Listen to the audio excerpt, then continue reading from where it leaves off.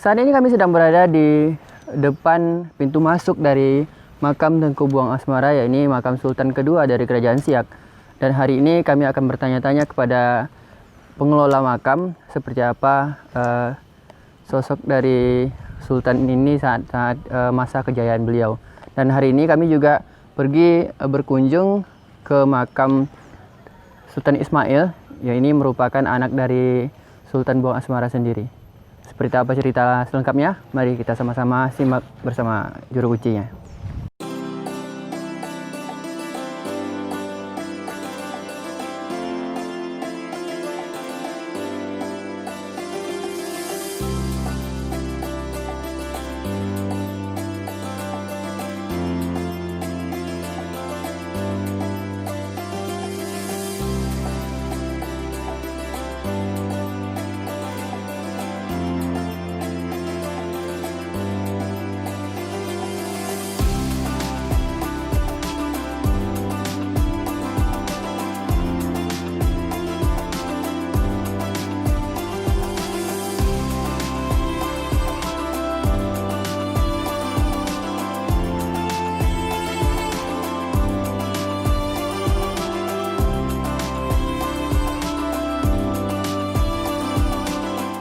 Kalau nama ini yang tepat betul ini dari kecil dia nama Tengku Buang.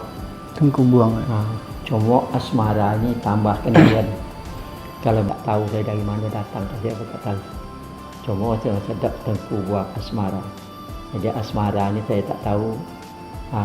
Jadi yang jelas data yang tertua itu nama Tengku Buang.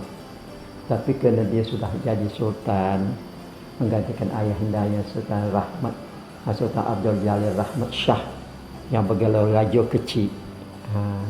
Jadi dia menggantikan ayahnya 1746 sampai 60 ini digelar dan diberi gelar nama Sultan Abdul Jalil Muzaffar Sultan Muhammad Abdul Jalil Muzaffar Shah. Tapi banyak buku-buku yang karangan orang tua kita ni ada yang menamakan Sultan Abdul Jalil Muzaffar Shah. Tapi yang nama yang tua, artinya nama yang paling dulu itu Sultan Abdul Jalil Muhammad Muzaffar Shah. Itu yang sebenar. Jadi ada Muhammadnya, Pak, ya? Ada Muhammadnya. Pernah waktu perang Guntung itu Belanda mengatakan ini adalah Sultan Muhammad. Aja Sultan Muhammad dari situ Muhammad Muzaffar Shah. Jadi ada Muhammad. Jadi itu nama yang paling tua yang, Pak, yang tua sekali itu. Jadi ada buku-buku yang berbaca Sultan Abdul Jalil Muzaffar Shah. Berarti itu karangan baru.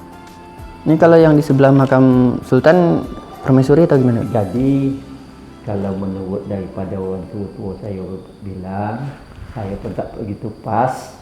Kata dia ini adalah guru daripadanya, guru. Arti guru ngaji, guru apa, betul guru ni.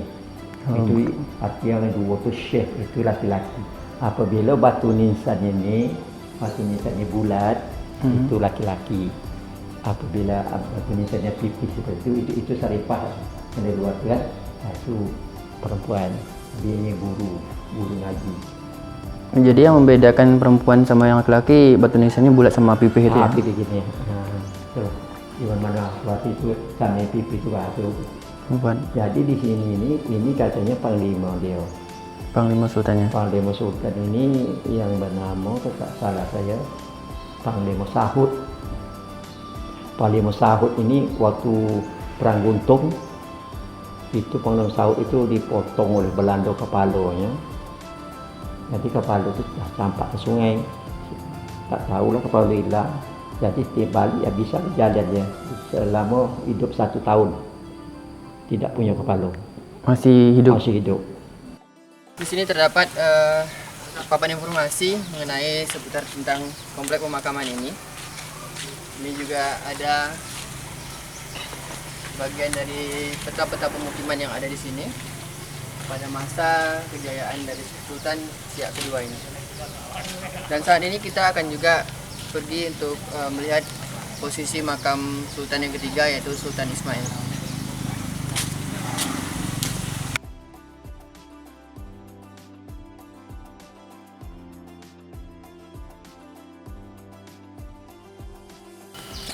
Di sini terdapat papan informasi tentang makam Sultan yang berada di lokasi ini. Di sini tertuliskan makam Sultan Ismail Abdul Jalil Jalaluddin Shah.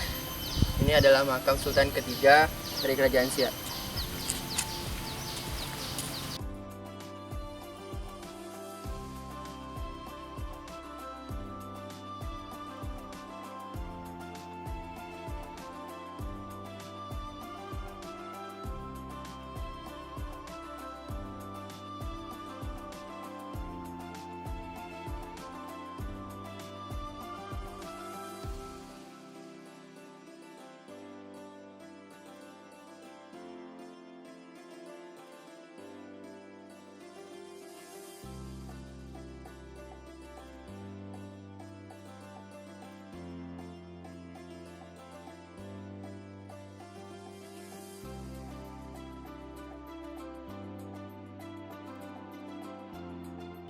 Setelah kami melakukan eksplor dan berziarah ke makam Sultan yang berada di komplek pemakaman Tengku Buang Asmara dan juga Sultan Ismail, kami juga melakukan penanaman tanaman bunga guna untuk memperindah lokasi makam yang mana sering dikunjungi oleh peziarah-peziarah yang datang untuk berziarah ke makam-makam Sultan tersebut.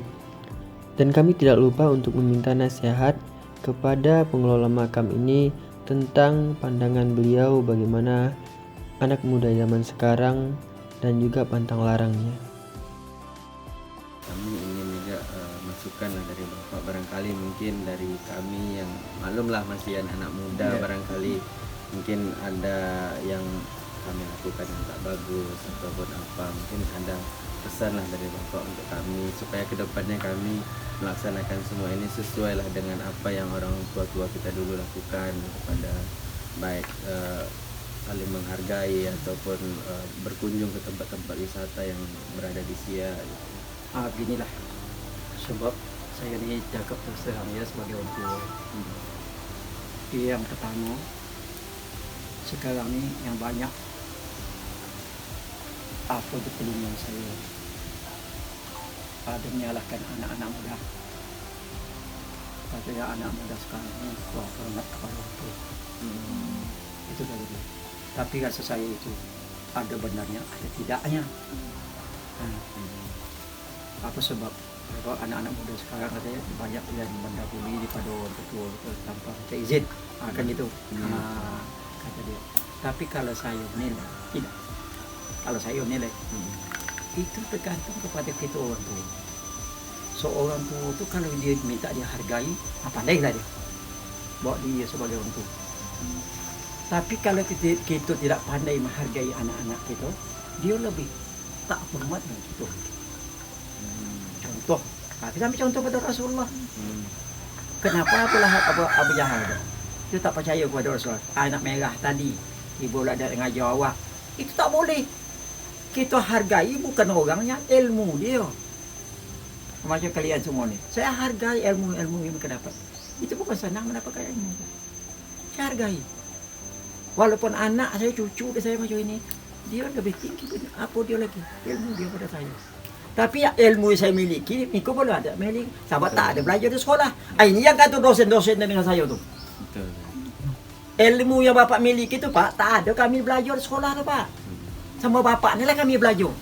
Jadi itu maka itulah kita di dalam kehidupannya saling menghormati. Apa kata Rasulullah? Yang tua dia hormati, yang muda kita sayangi. Sebab dia ni lah penerus kita. Kata Rasulullah. Cukup sekian informasi yang dapat kami berikan kepada teman-teman semua. Jika teman-teman ingin mengetahui informasi yang lebih detail lagi, lebih lengkap lagi, teman-teman bisa langsung datang berziarah ke lokasi komplek pemakaman Tengku Buang Asmara dan juga Sultan Ismail. Langsung bertanya dengan juru kuncinya untuk informasi yang lebih jelas lagi.